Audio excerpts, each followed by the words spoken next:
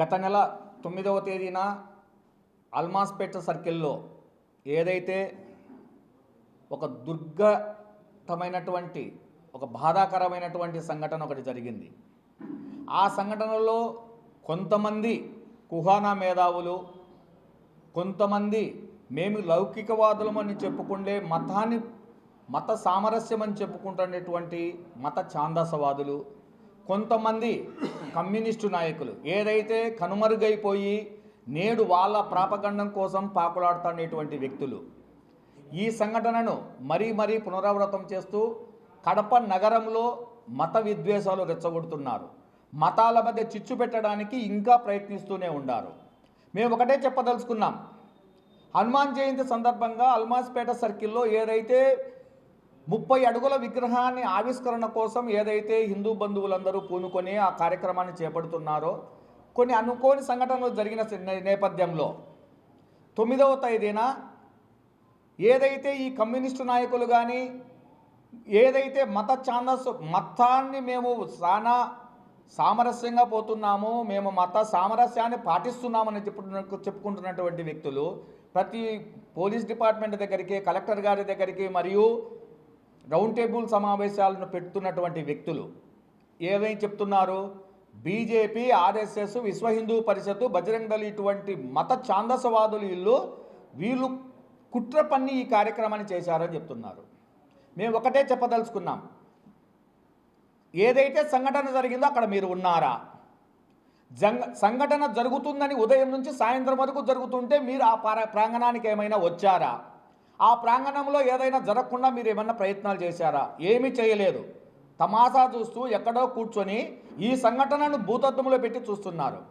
ఉదయం 10 గంటల సమయంలో ఏదైతే మీరు శాంతి కామకులు అని చెప్పుకుంటున్నారో ఆ వ్యక్తులు రాళ్ళు విసిరినప్పుడు మీరంతా ఎక్కడికి వెళ్ళారు? మళ్ళా 1 గంట తర్వాత పోలీసులు హెచ్చరించిన తర్వాత మైకు తీసుకొని ప్రతి ఒక్కరికి ఇటు హిందూ సమాజానికి కానీ లేకుంటే అక్కడ ముస్లిం సామాజిక వర్గానికి కానీ మీరు హెచ్చరించినప్పుడు మళ్ళా 11 గంటలప్పుడు మళ్ళా రాళ్ళు విసిరాలేదా?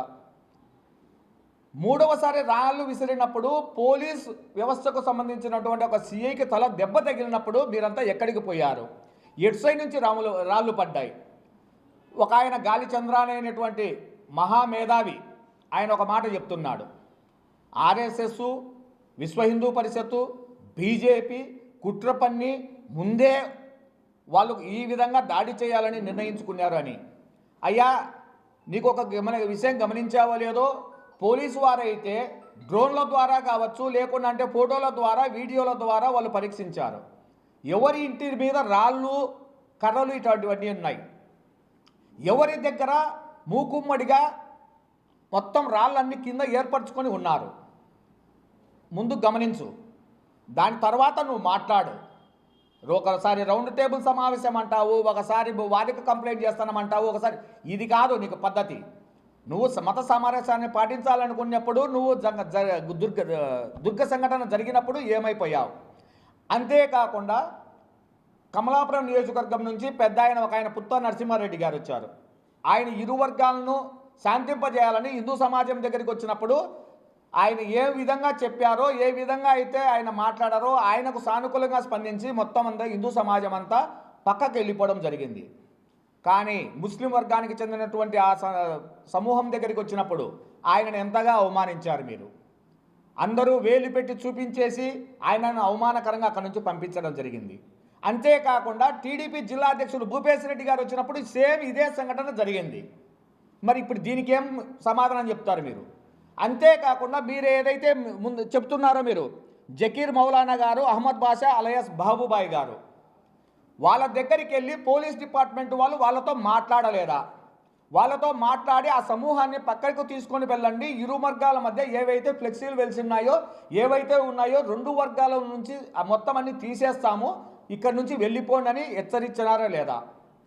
లాఠీ చార్జ్ జరగకముందు ఏదైతే పోలీస్ డిపార్ట్మెంట్ ముందే హెచ్చరించి అందరికీ చేసినప్పుడు పోలీస్ డిపార్ట్మెంట్ను అవమానపరుస్తూ మీరందరూ వెకిలి చేష్టల ద్వారా పోలీస్ డిపార్ట్మెంట్ను కావచ్చు మిగతా వర్గాన్ని కావచ్చు వెకిలి చేష్టల ద్వారా మీరు అవమానించింది నిజమా కాదా అనేసరికి ప్రతిసారి బీజేపీ, విశ్వ హిందూ పరిషత్, ఆర్ఎస్ఎస్, బజరంగ్ దళ్.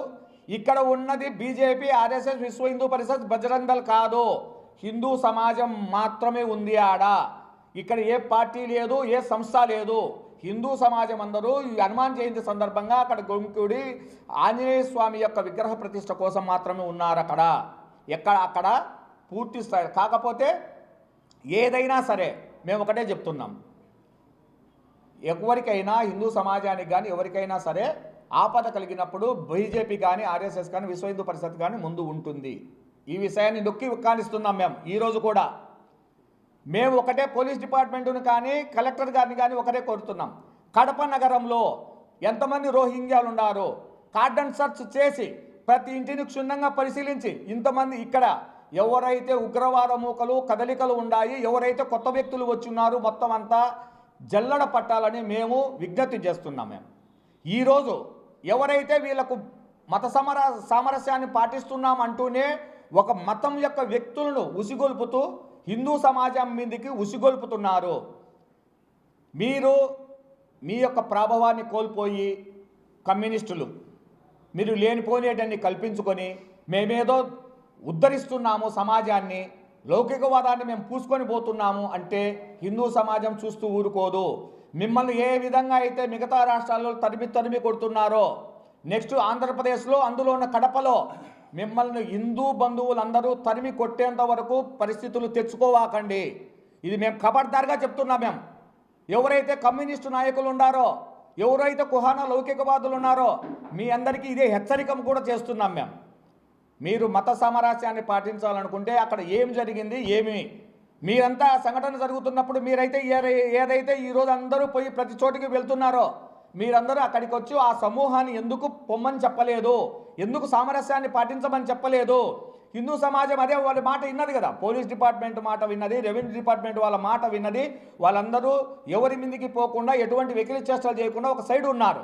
అటువంటి అక్కడ ఉన్నటువంటి ముస్లిం సామాజిక వర్గానికి చెందినటువంటి చాలామంది వ్యక్తులు వాళ్ళే వెకిలి చేష్టలతో పోలీస్ డిపార్ట్మెంట్ కానీ, రెవెన్యూ డిపార్ట్మెంట్ను కానీ, మిగతా వారిని కానీ అవహేళన చేశారు.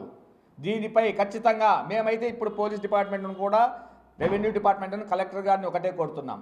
ఏదైతే సామాజిక విచ్ఛిన్నం కోసం పనిచేస్తున్నారో కడప నగరంలో, ఎవరైతే ఈ సమాజాన్ని విచ్ఛిన్నం చేసేసి వాళ్ళు లబ్ధి పొందాలనుకుంటున్నారో వాళ్ళను ఖచ్చితంగా కఠినంగా శిక్షించాలని, ఎవరైతే వీళ్ళకు ఉసిగొల్పుతున్నారో ఇప్పుడు ప్రస్తుతం జరిగిన ఘటనను తుడిచేసి కొత్తగా వీళ్ళు ఏదో కనుక్కున్నట్టు కొత్తగా ఏదో వేరే సమాజాన్ని ఉద్ధరించాలా, ఒక సమాజాన్ని తుడిచివేయాలనే లౌకిక ఈ భావనతో ఉండారో వాళ్ళ మీద కూడా ఒక నిఘా వేసి వాళ్ళు ఏం చేస్తున్నారు, ఏ విధంగా పోతున్నారు, ఏ విధంగా దాడికి ప్రయత్నిస్తున్నారు హిందువుల మీద అనేది క్షుణ్ణంగా పరిశీలించి వారిని కఠినంగా శిక్షించాలని కోరుకుంటున్నాను.